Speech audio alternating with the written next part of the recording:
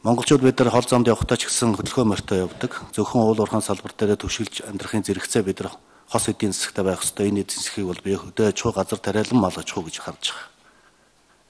Ард түмнээ хүнсээр хангах ёстой, эрүүл хүнсээр хангах ёстой.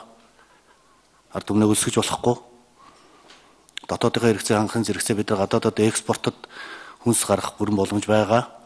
Тийм учраас энэ үлдэж байгаа хугацаанд хэрвээ сонгогдвол, томилогдвол шинэ ерөнхий сайдын бас нэг барьж ажиллах асуудал бол энэ хөдөө аж ахуй газар тариалан мал аж ахуйг хөгжүүлэх, дотоодынхаа хэрэгцээг хангах, цаашлуул гадаадад экспортод гаргах, доллар олох, хөрөнгө олох ийм боломж нөхцөлийг бүрдүүлэн ажиллана гэж бодож байна.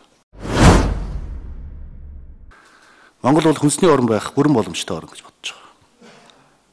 Бидэнд том хоёр зах зээл байна. Оросын холбооны улс 140 сая хүнтэй, бүгдөө Хятад ард улс Милад 300 сая хүнтэй, сая 2 хүүхэдтэй болох хууль гарсан. Цаашдаа том удахгүй 2 тэрбум хүн амттай болж магадгүй. Хэдийгээр монголчууд бид нар өөрсдөө далаад гарцгүй гэж ярьдаг боловч бид нар бол хүн далаад гарцтай ард түмэн. Энэ хоёр том зах зээлийг бид нар ашиглах ёстой. Энэ рүү чиглэсэн хүнсийг Монголдо органик цэвэр бүтээгдэхүүнийг үйлдвэрлэж хүнсийг энэ хоёр том зах зээл дээр гаргах ажлыг хийх ёстой гэж ингэж бодож байна.